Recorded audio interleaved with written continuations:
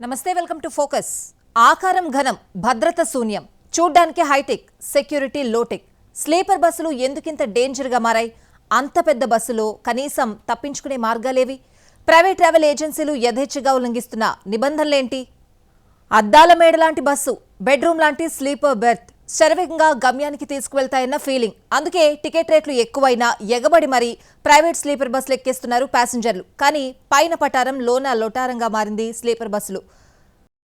కళ్ళు జిగేల్మనిపించే ఆకారం, రెండంతస్తుల తరహాలో బస్సు ఎత్తు, బెడ్రూమ్ తలపించే స్లీపర్ బెర్తులు, ఫుల్గా AC comfort journey.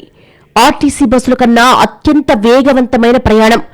Private sleeper AC బస్సులో అనిపించే సౌకర్యాలు ఆర్టీసీ బస్సు టికెట్ రేటు కన్నా రెండింతలు ఎక్కువని తెలిసినా ఎగబడి మరీ జనాలు ఎక్కేస్తూ ఉంటారు. కానీ పైన పటారం, లోన లొటారం లాంటి భద్రతను మాత్రం జనాలు అస్సలు పట్టించుకోరు. అధికారులు అసలే పరిశీలించరు.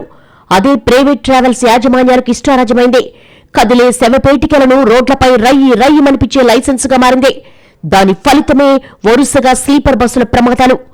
వీకెండ్స్ లో హైదరాబాద్ నుంచి బెంగళూరు, ఏపీకి కొన్ని భారీ సంఖ్యలో పెద్ద బస్సులు వెళుతూ ఉంటాయి. లింగంపల్లి, కేపీహెచ్బీ, అమీర్పేట్, లగడిగాపూల్ వరకు రోడ్లపై కిక్కిరిసిపోయి బస్సులుంటాయి. 300-1000 కిలోమీటర్ల దూరాలకు స్లీపర్ బస్సులో ప్రయాణించే ప్యాసింజర్లు బారులు తీరి ఉంటారు. హైదరాబాద్ నుంచి వెళ్లే ప్రతి 10 ట్రావెల్ బస్సుల్లో 8 స్లీపర్లే. వాటిలోనూ సీటర్ కమ్ స్లీపర్ బస్సులే అధికం. అలసట లేకుండా ప్రశాంతంగా ఏసీ స్లీపర్ బస్సుల్లో వెళ్లొచ్చని జనాలు ఎక్కువగా వీటిలో ప్రయాణించడానికి ప్రాధాన్యతిస్తారు. కానీ చాలా మంది రవాణా రంగ నిపుణులు మాత్రం ఈ స్లీపర్ బస్సులు యమ డేంజర్ అని హెచ్చరిస్తున్నారు. ఇలాంటి బస్సులు నిషేధించాలని డిమాండ్ చేస్తున్నారు. ఎందుకంటే ఇలాంటి బస్సుల డిజైన్స్ లోనే చాలా లోపాలున్నాయి. అవే ప్రయాణికుల పాలిట యమపాసాలవుతున్నాయి. దేశవ్యాప్తంగా పలు రాష్ట్రాల్లో స్లీపర్ బస్సులు ఎక్కువగా ప్రమాదాలకు గురవుతున్నాయి. యాక్సిడెంట్స్ లో మృతుల సంఖ్య పెరగడానికి డిజైన్లలో లోపాలు ముఖ్య కారణం. భద్రతా సమస్యలతో చాలా దేశాల్లో స్లీపర్ బస్సులను నిషేధించినా మన దగ్గర మాత్రం యథేచ్ఛగా తిప్పేస్తున్నారు. రాజకీయ నాయకుల అండదండలు, అధికారులకు లంచాలతో ప్రైవేట్ ట్రావెల్స్ యాజమాన్యాలు అన్ని నిబంధనలు గాలి కొదిలేసి బస్సులను రోడ్లపైకి తెస్తున్నారు. ఏదైతే మోడల్ ఉందో దీన్ని రికాల్ చేయండి. ఇది రోడ్డు మీద పెట్టడం చాలా ప్రమాదకరం. ఇది రికాల్ చేయండి అని కూడా చెప్పడం జరిగింది. అసలు ఇటువంటి బస్సులు ఎన్ని ఉన్నాయి దేశంలో, ఇటువంటి యాక్సిడెంట్స్ ఎన్ని ఉన్నాయని కూడా ఆ రోజు నేను ఆరాధీయడం జరిగింది. అప్పటికే గత 5 సంవత్సరాలుగా 7 ఇటువంటి ఫైర్ యాక్సిడెంట్స్, అంటే యాక్సిడెంట్తో కూడిన ఫైర్ మిషాప్లు ఆల్రెడీ జరిగాయి. కర్ణాటకలో, మహారాష్ట్రలో, హర్యానాలో కూడా జరిగాయని ఆ రోజు మనకి తేలింది. సో అందుకే అది ప్రమాదకరం, అలా చేయకూడదు. దీని అవసరం ఉంది. ఈ బస్సుని, ఈ మోడల్ని రీకాల్ చేయండి అని కూడా మనం సూచనలు ఇవ్వడం జరిగింది. సాధారణంగా స్లీపర్ బస్సులో 36 వరకు బెర్తులుంటాయి. మల్టీ యాక్సిల్ బస్సులో 42 వరకు ఉంటాయి. సీట్లు పెరిగే కొద్దీ ఆదాయం పెరగడంతో నిబంధనలు ఉల్లంఘించి చాలా బస్సులు సీట్లు, బెర్తులు పెంచుకుంటున్నాయి.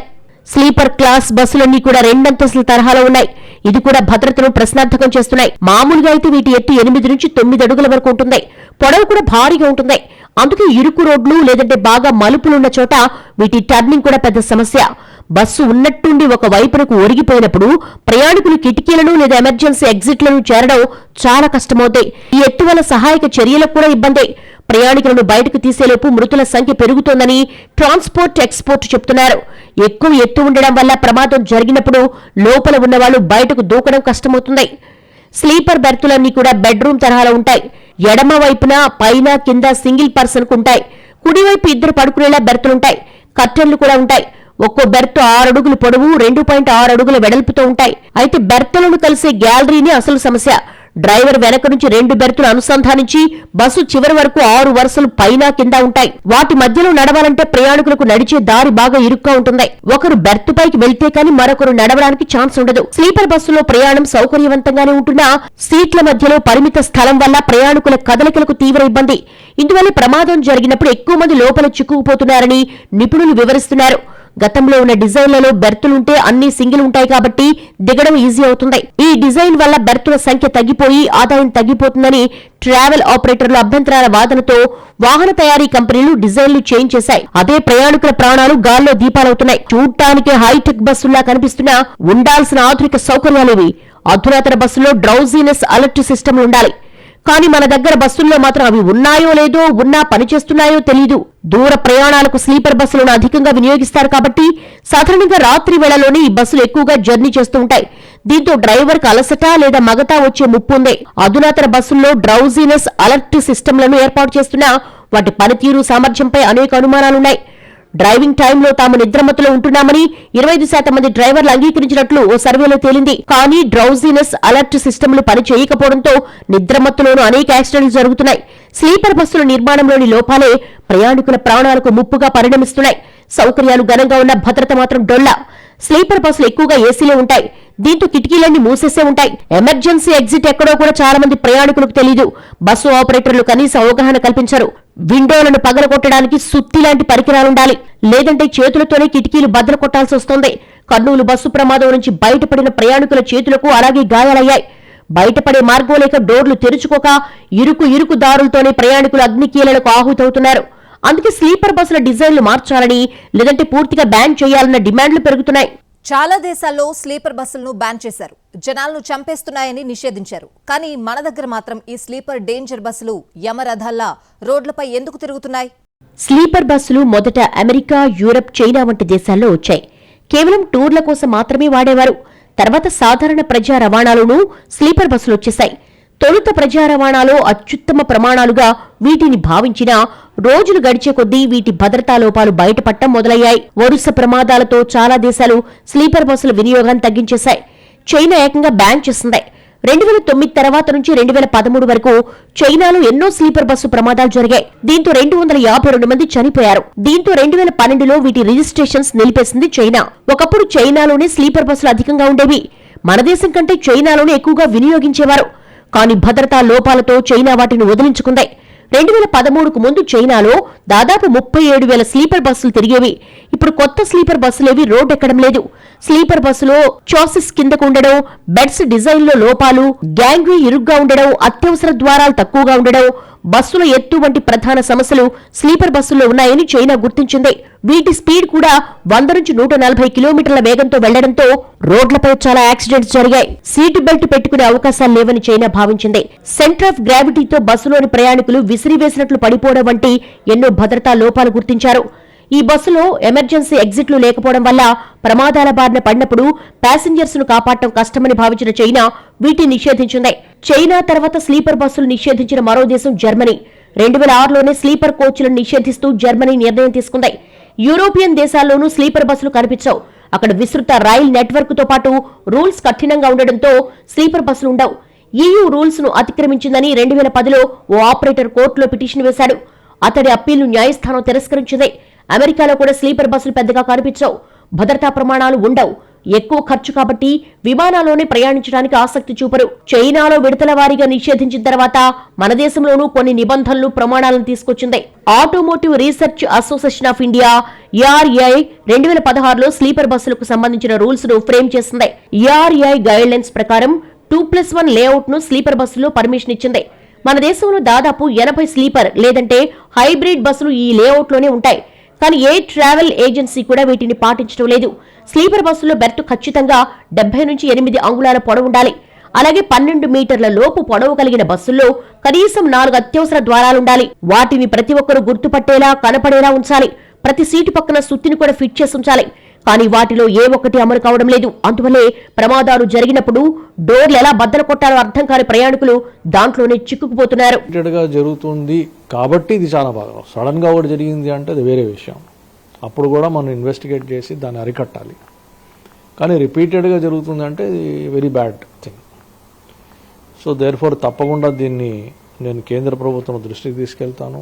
అక్కడ మంత్రివర్యులు శ్రీ నితిన్ గడ్కరీ గారికి దృష్టిగా తీసుకెళ్ళి మరి ఇలా జరుగుతుంది, మాటిమాటికి జరుగుతుంది కాబట్టి మరి ఈ బస్సు డిజైను, ఈ మోడల్ని అలౌ చేయాలా లేదా మన దేశంలో అని దీని మీద దృష్టి సారించండి అని నేను కోరుతాను.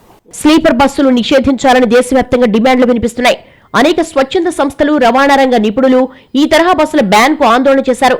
అయితే ప్రైవేట్ ట్రావెల్స్ ఆపరేటర్లు బెదిరించి వీరి నోరును మూయించే ప్రయత్నం చేశారు. ప్రైవేట్ స్లీపర్ బస్సుల వేగానికి అడ్డు అదుపు లేదు. డ్రైవర్ ర్యాష్ డ్రైవింగ్ తో ఇతర వాహనదారులు బెంబేలెత్తిపోతారు. త్వరగా గమ్యస్థానానికి వెళ్లాలని హై స్పీడ్ తో బస్సును పోనిస్తారు. కానీ వేగం పెరిగే కొద్దీ ప్రమాదము అంతకంతకు పెరుగుతుంది.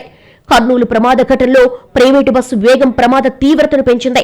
ప్రమాదం తర్వాత బస్సు 300 మీటర్ల దూరం దూసుకెళ్లడం మితిమీరిన వేగానికి ఉదాహరణ. వెహికల్ స్పీడును బట్టి గాయాల తీవ్రత ఉంటుంది. 50 నుంచి 55 కిలోమీటర్ల వేగంతో వెళ్లే వాహనం ప్రమాదానికి గురైతే గాయాలతో బయటపడే అవకాశం ఉంటుంది. 55 కిలోమీటర్ల తర్వాత పెరిగే ప్రతి కిలోమీటర్ వేగం ప్రాణాపాయ ముప్పును 2% చొప్పున పెంచుతుందని అనేక పరిశోధనలు తేల్చి చెప్పాయి. ప్రమాదానికి గురైన వేమూరి కావేరీ ట్రావెల్స్ బస్సు నెంబర్పై దాదాపు 23,000 రూపాయల చలాన్లు పెండింగ్ లో ఉన్నాయి. వీటిలో అత్యధికం ర్యాష్ డ్రైవింగ్, హై స్పీడే. రోడ్లు ఖాళీగా ఉన్నాయని 60, 80, 100, 120, 140 ఇలా స్పీడ్ పెంచుకుంటూ పోతే అంతే స్పీడ్గా యాక్సిడెంట్లు జరిగే ప్రమాదం ఉంది. రోడ్డుపై వాహనాలు ఆగుండొచ్చు, లేదా పశువులు రోడ్డుపైకి రావచ్చు, సడన్ గా ఎదురుగా ఏదైనా వెహికల్ రావచ్చు. హై స్పీడ్ లో బ్రేకులేసిన ప్రమాదమే. ఏదో ముప్పు ముంచుకొస్తోందని కళ్లతో చూసి కాళ్లతో బ్రేకులేసేందుకు కనీసం 3 సెకండ్లు పడుతుంది. వాహనం గంటకు 125 కిలోమీటర్ల వేగంతో వెళుతుంటే సెకనుకు 34 మీటర్ల దూరం ప్రయాణిస్తుంది. అంటే బ్రేకులేసేందుకు పట్టే 3 సెకండ్ల సమయంలో వాహనం అప్పటికే 100 మీటర్లకు పైగా దూరం వెళుతుంది. అప్పటికే వెహికల్ను లేదంటే పశువును ఢీకొట్టొచ్చు. ఆ స్పీడ్ వల్లే కర్నూలులో ప్రమాదం జరిగింది. మితిమీరిన వేగంతో బస్సు నడుపుతూ ఉండడంతో దాదాపు 300 మీటర్లు బైక్ను ఈడ్చుకెళ్లింది బస్సు. ఈడ్చుకెళ్లడం వల్లే పెట్రోల్ లీక్ అవడం, మంటలు రేగడం, బస్సు దగ్ధం కావడం క్షణాల్లో జరిగిపోయింది. ఆర్టీసీ బస్సులో స్పీడ్ లాక్కున్నా ప్రైవేట్ ట్రావెల్స్ లో మాత్రం లేదు. స్లీపర్ బస్సుల డిజైన్ల లోపాలు, మితిమీరిన వేగం ప్రయాణికుల పాలిట శాపంగా మారుతోంది. ఎక్కడో ఈశాన్య రాష్ట్రాల్లో రిజిస్ట్రేషన్, తెలుగు రాష్ట్రాల్లో ట్రావెల్ బిజినెస్. ఈస్ట్ లో తక్కువ పన్నులు కడుతూ సౌత్ లో ఎక్కువ ఛార్జీలు వసూలు చేస్తున్నాయి. ఆల్ ఇండియా పర్మిట్ పేరుతో రూల్స్ ను యథేచ్ఛగా బ్రేక్ చేస్తున్నాయి. తెలుగు రాష్ట్రాల్లో తిరిగే స్లీపర్ బస్సుల్లో చాలా మటుకు ఈశాన్య రాష్ట్రాల పేరుతో రిజిస్ట్రేషన్లు ఉంటాయి. ఆపరేటర్లు తెలుగువారైనా రిజిస్ట్రేషన్లు మాత్రం నార్త్ ఈస్ట్ స్టేట్స్ పేరుతో ఉంటాయి. నాగాలాండ్, డామన్ అండ్ డయ్యూ, అరుణాచల్ ప్రదేశ్లో రిజిస్ట్రేషన్ చేసుకుంటారు. ఆల్ ఇండియా పర్మిట్లు తీసుకుంటారు. రిజిస్ట్రేషన్ ఎక్కడ చేయించినా ఆల్ ఇండియా పర్మిట్ తీసుకుంటే దేశంలో ఎక్కడి నుంచి ఎక్కడికైనా ప్రైవేటు బస్సులు నడుపుకునే అవకాశం ఉండడంతో ఎడాపెడా ఇక్కడ తిప్పేస్తున్నారు. అక్కడ రిజిస్ట్రేషన్ల కారణం రోడ్ ట్యాక్స్ తక్కువగా ఉండడం.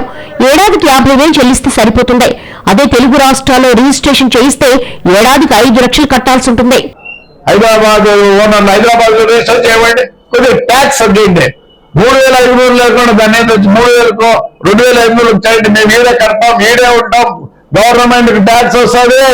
Again government lot of money. ఈశాన్య రాష్ట్రాల్లో రిజిస్ట్రేషన్లు చేయించుకోవడం చాలా ఈజీ. వెహికల్ లేకపోయినా కేవలం వాట్సాప్ లో కాగితాలు పంపిస్తే గంటల్లోనే రిజిస్ట్రేషన్లు జరిగిపోవడంతో పాటు నంబర్ సైతం ఇచ్చేస్తారు. భౌతికంగా బస్సు ఉండాల్సిన పనిలేదు. రిజిస్ట్రేషన్ ఆదాయం రాకపోవడంతో పాటు ఈ బస్సులపై పూర్తి స్థాయిలో అధికారం కూడా మన రాష్ట్ర ప్రభుత్వాలకు ఉండదు. ట్రావెల్ ఆపరేటర్లు ఈ అవకాశాన్ని తమకు అనుకూలంగా మలుచుకుంటున్నారు. తక్కువ ఫీజులున్న ఈశాన్య రాష్ట్రాల్లో రిజిస్ట్రేషన్లతో ఎక్కువ ప్రయాణ ఛార్జీలు భరించే శక్తి ఉన్న దక్షిణాది రాష్ట్రాల్లో బస్సులు నడుపుతూ భారీగా ఆదాయాలు ఆర్జిస్తున్నాయి.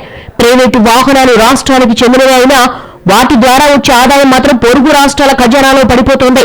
ఆదాయం సంగతి తర్వాత అసలు భద్రతా ప్రమాణాలు పాటించకుండా ఇష్టారాజ్యంగా నడుపుతూ ఉండడంతో ప్రమాదాలు పెరుగుతున్నాయి. బస్సుల ఫిట్నెస్ పరీక్షలను కూడా తూతూ మంత్రంగా నిర్వహిస్తున్నారు. కొన్ని రాష్ట్రాల్లో ఫిట్నెస్ పరీక్షకు బస్సు రావాలన్న నిబంధనున్నా అవేమీ అమలు కావడం లేదు. నాగాలాండ్ లో రిజిస్ట్రేషన్ అయిన బస్సును తీసుకుంటే ఏడాదికోసారి ఫిట్నెస్ పరీక్షకు తీసుకెళ్లాలి. హైదరాబాద్ నుంచి ఆ రాష్ట్ర రాజధానికి 2,697 కిలోమీటర్లు. అంత దూరం తీసుకెళ్లి నిబంధనల మేరకు పరీక్షలు జరిపించి బస్సులు తిప్పుతుంటే అందుకు తగిన ఆధారాలుండాలి. కానీ రవాణా శాఖ అధికారులు ఏమీ పట్టించుకోవటం లేదు. అంతేకాదు వీడియో కాల్స్ తోనూ కొందరు ట్రాన్స్పోర్ట్ అధికారులు ఫిట్నెస్ టెస్ట్ ను క్లియర్ చేస్తున్నారు. ప్రయాణికుల లగేజీని మాత్రమే తీసుకెళ్లాలి, కానీ భారీ ఎత్తున సరుకులను రవాణా చేస్తున్నారు. పేలే స్వభావం ఉన్న పనిముట్లను కూడా తీసుకెళ్తూ ఉండడంతో ప్రమాద తీవ్రత పెరుగుతోంది.